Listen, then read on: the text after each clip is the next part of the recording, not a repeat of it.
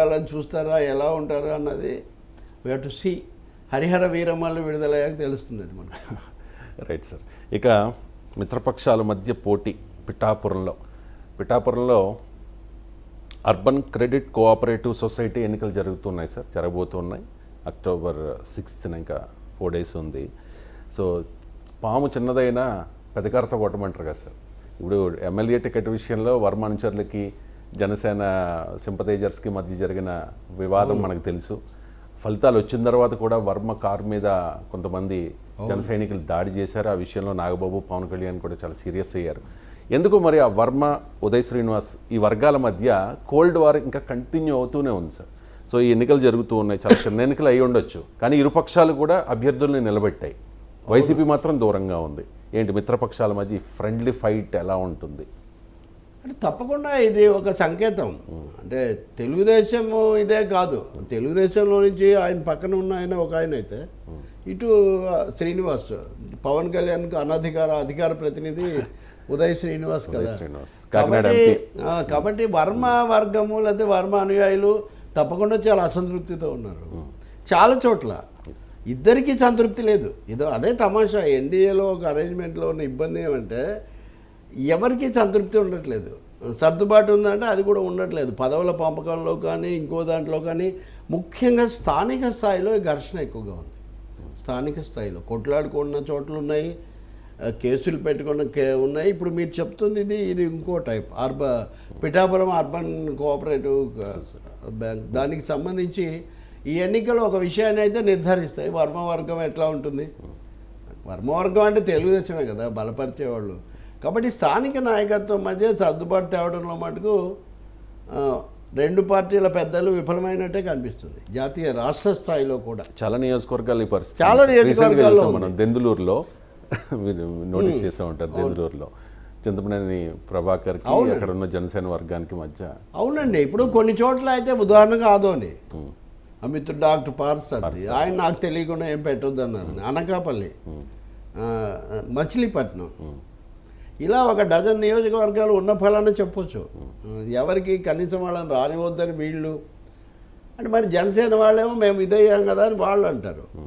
BJP కూడా ఉంది. ఇప్పుడు పార్సారథి వాస్తవానికి బీజేపీ కదా వాస్తవం. కాబట్టి ఈ ఒద్దిక కుదరట్లేదు. బీజేపీ వాళ్ళు ఇందాకంటే ఎవరు ఎందుకు మాట్లాడట్లేదు, మా మాట ఏం చెల్లనప్పుడు మేము ఎందుకు మాట్లాడాలనేది వాళ్ళు ఉన్నారు. వాళ్ళకంటే జనసేన వాళ్ళు పవన్ కళ్యాణ్ జనాకర్షణ బాగా ఉపయోగపడిందని వాళ్ళ అభిప్రాయం.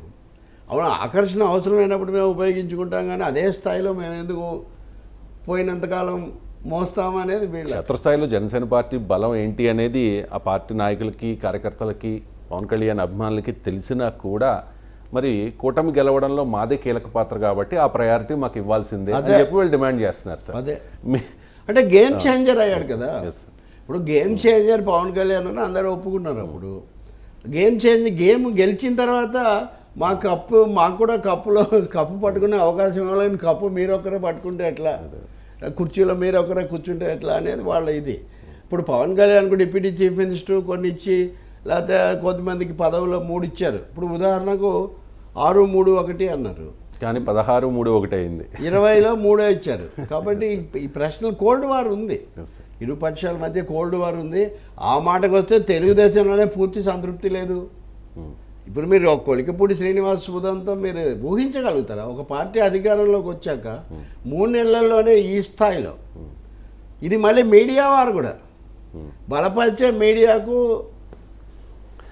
అంటే ఎక్కడో కంట్రోల్. కొలికపూడి శ్రీనివాస్ని ఎంకరేజ్ చేసిన మీడియానే ఇప్పుడు ప్రతిరోజు కూడా ఆయన మీద ఆయన టార్గెట్గా వాళ్ళు మారారు. ఇప్పుడు వాళ్ళు ఆయన మీద ఇంటర్వ్యూలు పెడుతున్నారు. ఇవన్నీ మనం వీళ్ళందరినీ చూస్తూ పెరిగిన వాళ్ళం కాబట్టి అది రకరకాల రూపాల్లో నిజంగా ఆశ్చర్యం కలుగుతుంది. వాల్యూ సిస్టంలో కూడా ఎక్కడో దెబ్బతినిపోవడం వల్ల కూడా ఈ పరిస్థితి వస్తున్నట్టుగా కూడా కాదు. విశ్వసనీయత లేదు, పరస్పర విశ్వాసం లేదు, వ్యక్తుల విశ్వసనీయత, అలాగే పరస్పర విశ్వాసం అనేది లేకపోవడం. ముందు అయితే కానీ తర్వాత చెల్లలేదు అని ఆ రోజు పని అపధర్మంగా ఎన్నికల్లో పొత్తో ఇంకోటో పెట్టుకోవడం, రేపటి సంగతి రేపని. అంటే రాజకీయం అనేది 24/7 న్యూస్ ఛానల్గా మారిపోయిందనమాట. మనం ఏముంది రేపు పొద్దున మళ్ళీ ఏం వాడుతుంటే అది మొదలు పెట్టి మళ్ళీ చెప్తాం, అంతే కదా. సో రాజకీయాలు అలా కాదు కదా, లాంగ్ టర్మ్ ఒక ఇది ఉంటుంది. కాబట్టి నిజంగా ఇది పిఠాపురం పరిణామం. పిఠాపురం ఎందుకు ప్రత్యేకించి మనం మాట్లాడాల్సి వస్తుందంటే అది ఉప ముఖ్యమంత్రి గారి నియోజకవర్గం కాబట్టి. అది ఒక ప్రతి సింబల్. ఒక కుప్పం గురించి మాట్లాడినట్టే, పులివెందుల గురించి మాట్లాడినట్టే కుప్పం గురించి పిఠాపురం గురించి మనం మాట్లాడతాం కదా.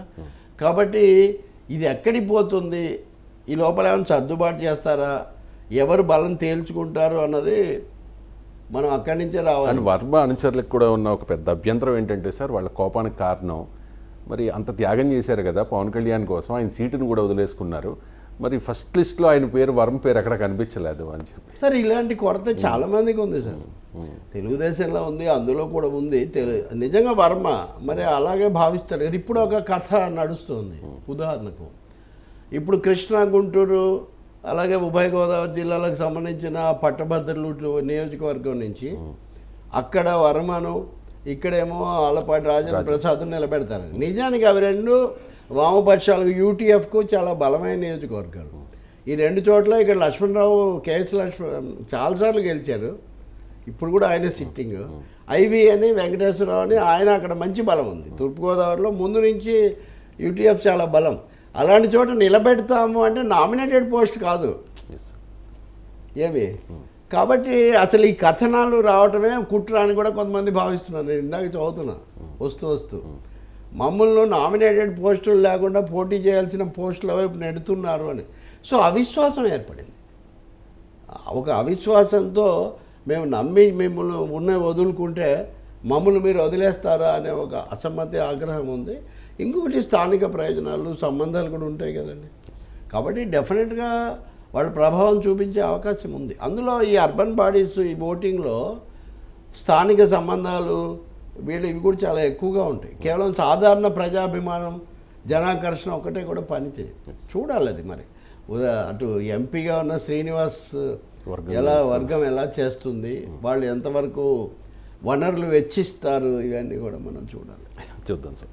ఇక చంద్రబాబు నాయుడు కామెంట్స్ గురించి మాట్లాడుకుందాం సార్.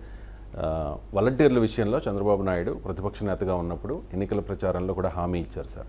వాలంటీర్లకు గౌరవ పారితోషికం ఇస్తాం, 10,000 ఇస్తాం, వాళ్ళని కంటిన్యూ చేస్తాం, వాళ్ళని కోటీశ్వరులను చేస్తాం, వాళ్ళ సంగతి మేము చూసుకుంటాం, వాలంటీర్ల సంగతి అని కూడా హామీ ఇచ్చారు. మరి ఆల్మోస్ట్ ఒక 4 months అయిపోతుంది. ఇప్పటివరకు కూడా వాలంటీర్ల విషయంలో మాట్లాడలే, కానీ నిన్న మాట్లాడారు.